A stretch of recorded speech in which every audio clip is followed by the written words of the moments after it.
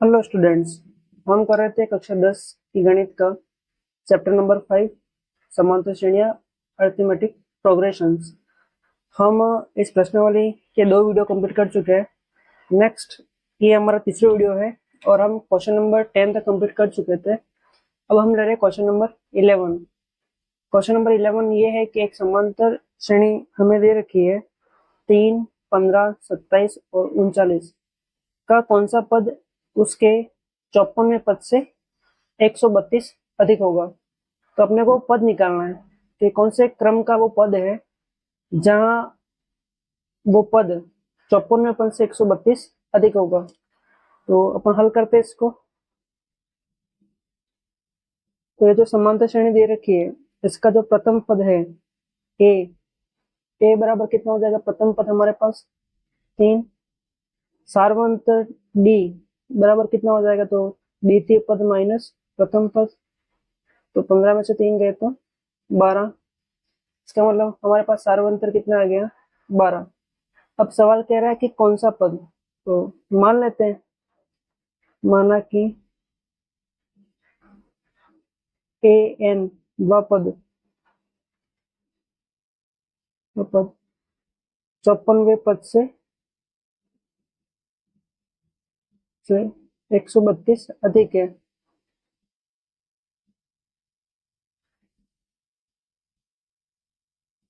तो ये अपन ने मान लिया। तो अपन इसको गणितीय रूप में लिखे तो ए एन बराबर 54वां पद क्या होता है। तो A54 प्लस 54वें पद से कितना अधिक है। तो 132 अधिक है। ठीक है ना। अब ए एन का सूत्र क्या होता है। तो a plus n minus 1 into d और A54। तो यहाँ पे भी एक बार अपन सूत्र ये वाला लिख लेते हैं कि a plus n minus 1 into d plus 132। A का मान कितना हमारे पास। तो 3 प्लस एन का मान हमें निकालना है। तो एन माइनस 1 इंटू डी का मान हमने कितना निकाला सार्वंतर 12। ए का मान 3 प्लस एन का मान यहाँ पे कितना है 54 क्योंकि 54वां पद है। तो 54 माइनस 1 इंटू डी, डी का मान कितना हो गया हमारे पास 12 प्लस 132। यहाँ पे ऐसे रहने देंगे 3 प्लस एन माइनस 1 इंटू 12। ये हो जाएगा 3 प्लस 53 इंटू 12 प्लस 132। यहाँ पर एक बार ऐसे रहने देंगे 3 प्लस एन माइनस 1 इंटू 12। यह हो जाएगा 3 प्लस और 53 में अगर 12 का गुणा करेंगे तो कितना हो जाएगा। ये हमारे पास हो जाएगा 6 भारतीय 36 हासिल है 3 12 15 60 और 3 63 प्लस 132। इन सभी को अगर हम जोड़ दें तो ये कितना हो जाएगा हमारे पास। इन तीनों को अगर हम जोड़ते हैं 3 736 और 132 तो ये हो जाएगा हमारे पास 771। अब यहाँ पे ये जो 3 है ये प्लस में है, पक्षांतरों को इधर आएगा तो कितना हो जाएगा -3। इधर क्या रह गया n माइनस 1 इंटू 12। 771 में से 3 गए तो कितने बचेंगे 768। अब यहाँ पे जो 12 है वो यहाँ पे गुणे में है, पक्षांतरों के इधर आएगा तो भाग में। तो यहाँ पे क्या रह गया n माइनस 1 और 768 में अगर हम 12 का भाग देंगे तो 12 छंग 72, 4 बचे और 12 चौके 48 तो कितना आ गया 64। अब यहाँ पे ये माइनस का 1 है, पक्षांतरणों के इधर आएगा तो प्लस का 1 और इधर रह गया n और n का मान कितना आ जाएगा यहाँ पे हमारे पास 65। तो हमें क्या पता पड़ा कि 65वां पद है। ठीक है ना। 65वां पद वह पद है जहाँ ये 54वें पद से कितना अधिक है, 132 अधिक है, तो हम लिख लेंगे कि वह पद A65 या 65वां पद होगा, 65वां पद होगा। ठीक, तो ये हो गया हमारा question number 11। Next question number 12। Question number 12 हमें कह रहा है कि दो समांतर श्रेणियों का सार्व अंतर समान है, यदि इनके 100वें पदों का अंतर 100 है तो इनके 1000वें पदों का अंतर क्या होगा। तो हल करते हैं इसको अपन। माना कि दो अलग अलग समांतर श्रेणियां हैं। क्या है, दो अलग अलग समांतर श्रेणियां हैं। तो माना कि प्रथम श्रेणी का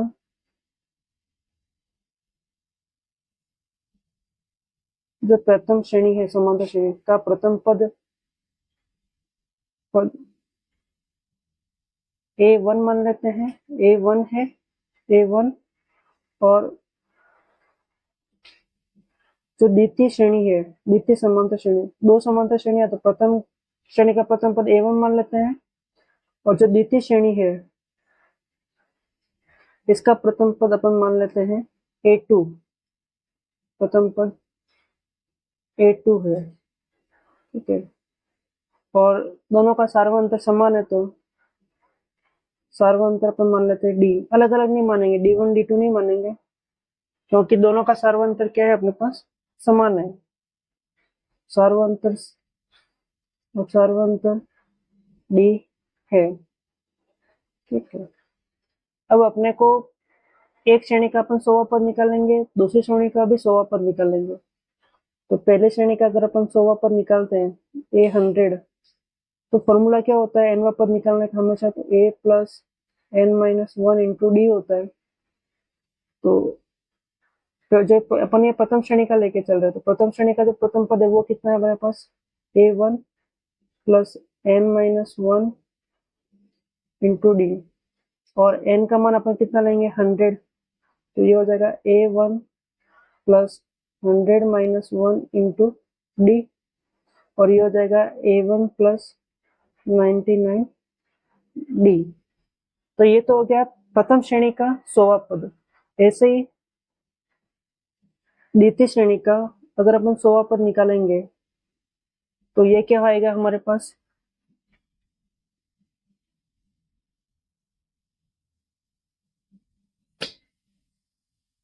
A plus n-1 into d, और ए यहाँ पे हम जो लेंगे वो हमारा प्रथम पद क्या होगा, A2।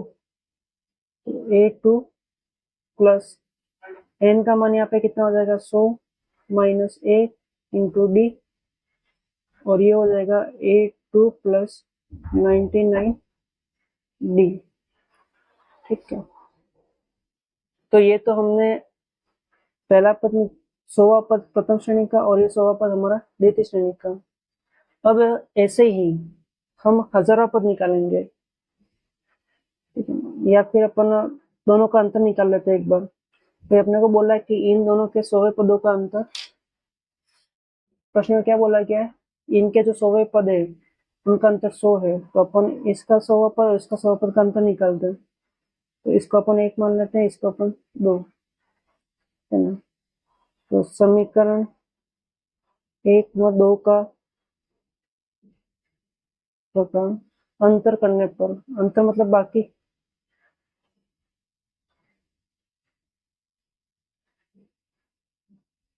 तो यहाँ से घटाते हैं, A1 plus 99 D minus A2 plus 99 D. और प्रश्न में कहा गया कि दोनों के 100 पद, ये पहले समांतर श्रेणी का 100 पद और ये दूसरी श्रेणी का 100वां पद, दोनों का अंतर बाकी किया, दोनों का अंतर कितना आता है, 100। तो A1 plus 99 D minus A2, और ये माइनस और ये plus, minus plus minus 99 D बराबर 100। यहाँ से 99 डी ये प्लस का और ये 99 डी माइनस का, तो प्लस माइनस माइनस बाकी हो गई, 0 हो गया। और यहाँ पे क्या बचा, A1 माइनस A2 बराबर 100। ठीक, अब आगे, अब ये कह रहा है कि इनके हजारों पदों का अंतर क्या होगा। तो इस समांतर श्रेणी का अगर प्रथम समांतर श्रेणी का हजारों पद निकालेंगे तो ये क्या हो जाएगा, इसको देखते हुए 100वें पद को क्या आया था, A1 प्लस 99D, तो हजारों पद का क्या हो जाएगा, A1 प्लस 1000 माइनस 1, तो 999D। और ऐसे ही इस वाली समांतर श्रेणी दूसरी वाली का क्या आ जाएगा, तो इसका हो जाएगा A2 प्लस 99D। अब अपने को ये दोनों हजारों पद है, इनका अंतर निकालने के लिए बोला गया है। तो अपन मान लेते हैं कि ये 3 है और ये 4 है। तो 3 व 4 का अंतर करने पर, 3 व 4 का अंतर करने पर तो हम बाकी करेंगे।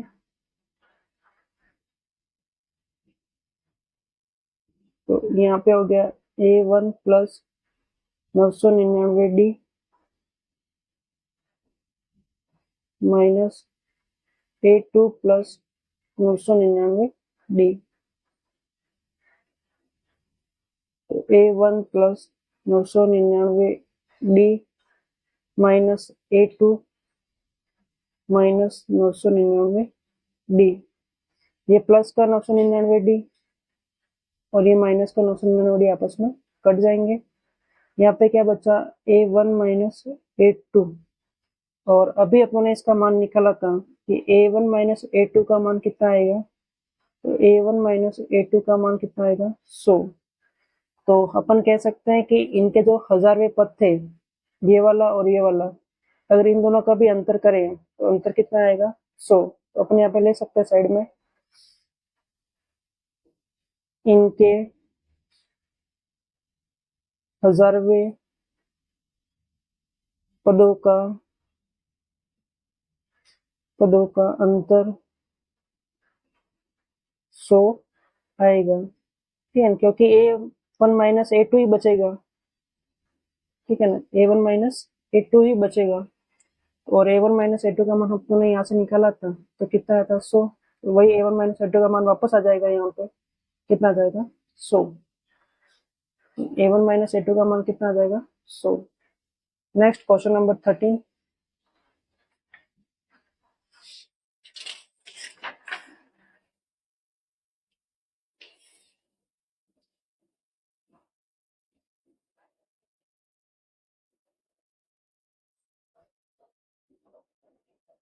क्वेश्चन नंबर 13 दे रहा है, 3 अंकों वाली कितनी संख्या 7 से विभाज्य है। 3 अंकों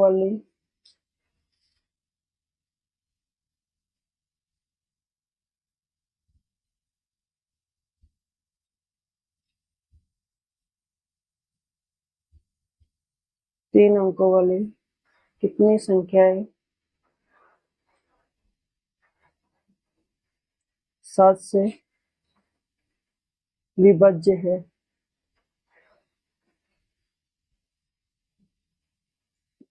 तो अपने को 3 अंकों वाली ऐसी संख्या लेनी है जिसमें 7 का भाग चला जाता हो। तो ऐसी संख्या अगर हम देखते हैं, तो ऐसी संख्या की शुरुआत 3 अंकों वाली संख्या चाहिए, और अपने को पता है 3 अंकों वाली ऐसी अंकों की शुरुआत होती है 105 से। 105 पहली संख्या है जिसमें 7 का भाग चला जाता है। इसके बाद अगली संख्या, इसमें अपन 7 जोड़ दें तो कितना हो जाएगा, 112। इसे फिर 7 जोड़ दे तो 119, और ऐसे ही चलती रहेगी। अब अपने को चाहिए लास्ट वाली संख्या, 3 अंकों की ऐसी कौन सी लास्ट संख्या है जिसमें 7 का भाग चला जाए। तो अपने को पता है कि 3 अंकों की जो सबसे बड़ी संख्या होती है वो होती है 999।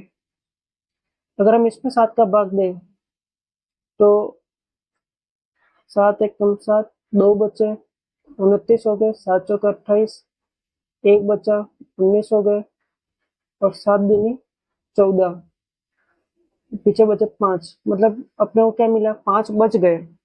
अगर हम 999 में 7 का भाग देंगे तो कितना बचेगा, 5 बचेगा। मतलब ये 5 अगर नहीं बचता तो भाग पूरा पूरा चला जाता है। तो ये 5 बच गए एक्स्ट्रा, मतलब इसको कम करेंगे तो 999 में से अगर तुम 5 घटा दे तो कितना बचेगा हमारे पास 994। तो 994 3 अंकों की लास्ट संख्या होगी जिसमें 7 का भाग चला जाएगा। ठीक, अब अपने को ये क्या मिल गया, ये अंतिम पद मिल गया। क्या मिल गया? अंतिम पद। और ये अंतिम पद कौन से नंबर पे आएगा कि ये 26वां होगा, 28वां होगा, 50वां होगा, 51वां होगा, कौन से क्रम की संख्या होगी अपने को निकालना, मतलब अपने को n का मान इसमें निकालना है। तो हल करते हैं। प्रथम पद क्या हो गया 105, सार्वंतर d बराबर, तो द्वितीय पद माइनस प्रथम पद, तो कितना हो गया 7, और अंतिम पद an बराबर कितना हो गया 994। ठीक, अब अपने को an का मान दे रखा है और an का सूत्र होता है a plus n minus 1 into d.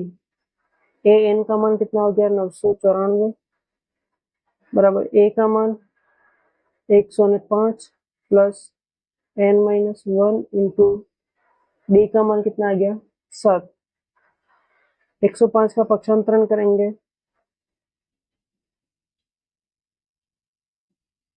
और यहाँ पे रह गया n माइनस 1 इंटू 7। 994 में से 105 गए तो यहाँ पे बचेगा 889, और 7 यहाँ पे गुणे में है, इधर आएगा तो भाग में, तो इधर रह गया n माइनस 1। 889 में अगर हम 7 का भाग देंगे तो ये जाएगा 127 बार। अब यहाँ पे माइनस 1 बचा है, पक्षांतरण होकर अगर इधर आएगा तो ये क्या हो जाएगा प्लस 1, तो इधर क्या रह गया n, तो यहाँ पे कितना आ जाएगा 128 बराबर n, तो n बराबर कितना आया 128। तो जो लास्ट संख्या है 994, ये 128वें नंबर की संख्या होगी जिसमें 3 अंकों की ऐसी संख्या होगी 994, और कौन से क्रम की होगी ये 128, मतलब 3 अंकों की ऐसी 128 संख्या होंगी जो 7 से विभाज्य है। तो अपन लिख लेंगे 3 अंकों की ऐसी 128 संख्याएं होंगी, क्योंकि अंतिम पद तक संख्या होंगी जो 7 से विभाज्य है, जिसमें 7 का भाग चला जाता है। ठीक, नेक्स्ट क्वेश्चन नंबर 14।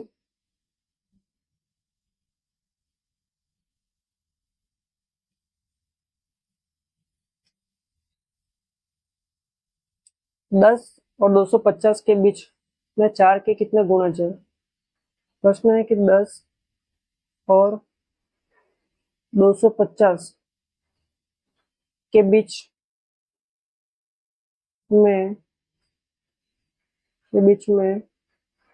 4 के कितने गुणज है।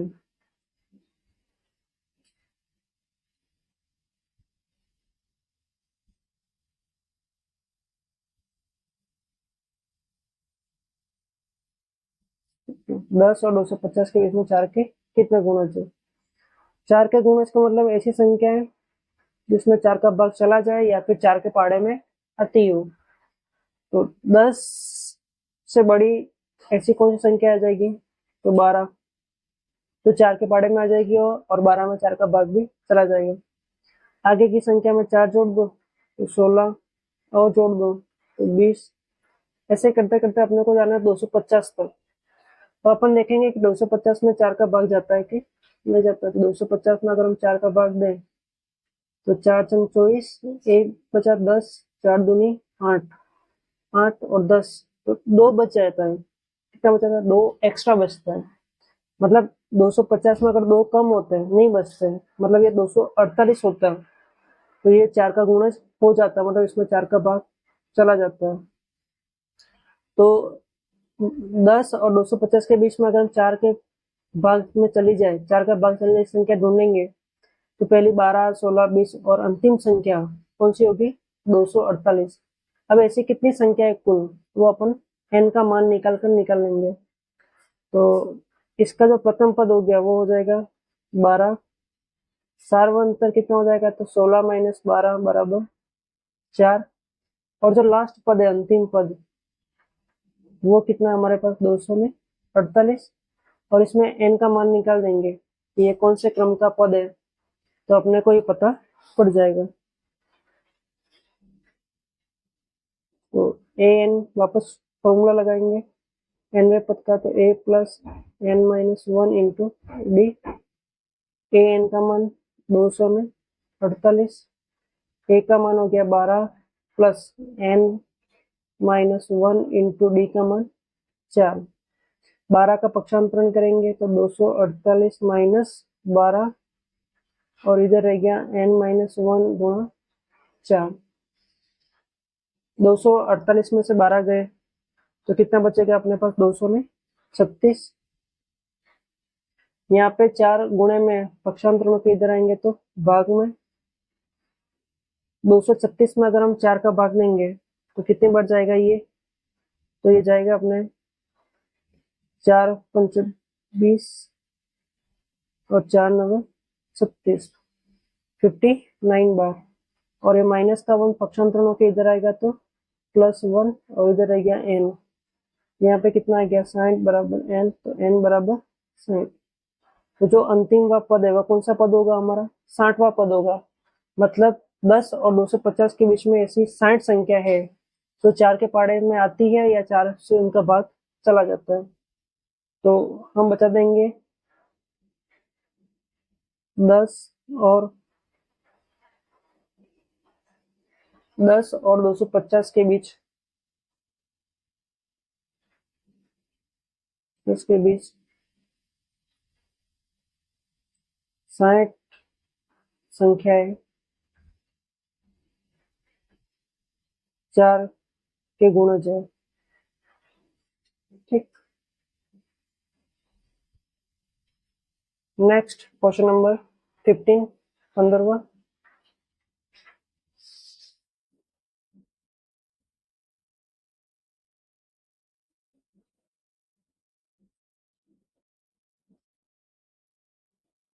n के किस मान के लिए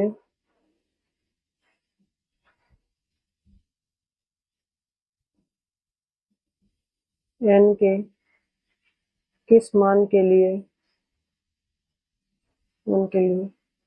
दोनों समांतर श्रेणियों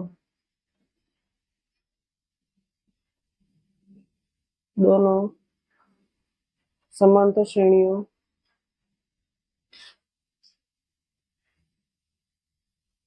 दोनों समांतर श्रेणियों 63, 65, 67 और 3, 10, 17, 10, 10, 10 के nवे पद बराबर होंगे। nवे पद बराबर होंगे। तो अपने को ये दो समांतर श्रेणियां दे रखी है, एक है 63, 65, 67 वाली, और एक समांतर श्रेणी हमारे पास 3, 10 और 17। दोनों के nवे पद निकालना है और nवे पद को बराबर बताना है, और उससे फिर अपना को n का मान निकालना है कि वो n का मान क्या होगा जब ये दोनों पद बराबर हो जाएंगे। तो दोनों के nवे पद निकालते हैं अपन। हम ये वाले समांतर श्रेणी तो 63, 65 और 67, और दूसरी समांतर श्रेणी हमारे पास 3, 10, 17। इसका प्रथम पद क्या हो जाएगा, तो इसका प्रथम पद हो जाएगा हमारे पास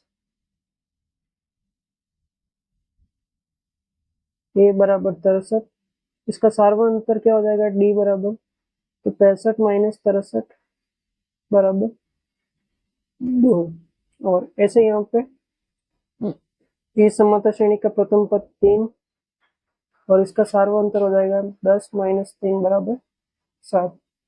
इसका अपन nवा पद निकालते हैं, तो a n बराबर a plus n-1 into D,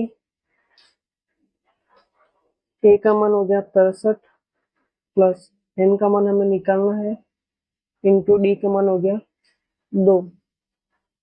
ये हो जाएगा an बराबर 63 प्लस 2n माइनस 2, 2 का गुणा n से 2n, 2 का गुणा 1 से 2, और an बराबर ये 63 और ये माइनस का 2, मतलब प्लस का 63 माइनस का 2, प्लस माइनस माइनस बाकी हो कि 63 में से 2 गए तो कितने बचे 61 प्लस 2n।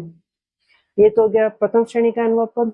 ऐसे ही हम दूसरे वाले श्रेणी का nवां पद निकालेंगे तो an बराबर a plus n minus 1 into D, an बराबर 3 plus n minus 1 into D की जगह आ गया 7, an बराबर 3 प्लस 7 का गुणा n से तो 7n माइनस 7 का गुणा 1 से तो 7, an बराबर ये प्लस का 3 ये माइनस का 7, तो प्लस माइनस माइनस बाकी होगी, 7 में से 3 गए तो 4, 7 बड़ा माइनस का तो माइनस, और इधर रह गया 7n। अब ये nवां पद प्रथम श्रेणी का, ये nवां पद दूसरी समांतर श्रेणी का।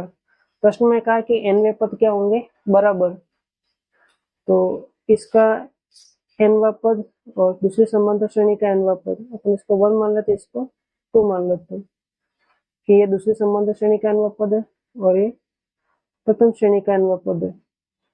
अब प्रश्न से दोनों बराबर होंगे तो दोनों को बराबर करते हैं, 61 प्लस 2n और 7n माइनस 4, पक्षांतरण कर लेते हैं, 61 का 61 इधर रह जाएगा, माइनस का 4 इधर आएगा तो प्लस का 4, 7n इधर ही रहेगा, प्लस का 2n पक्षांतरण किधर आएगा तो माइनस का 2n, 7n में से 2n गया, ठीक है। वापस हम करता हूँ यहाँ से, ये प्रथम श्रेणी का nवां पद हो गया, ये द्वितीय श्रेणी का nवां पद।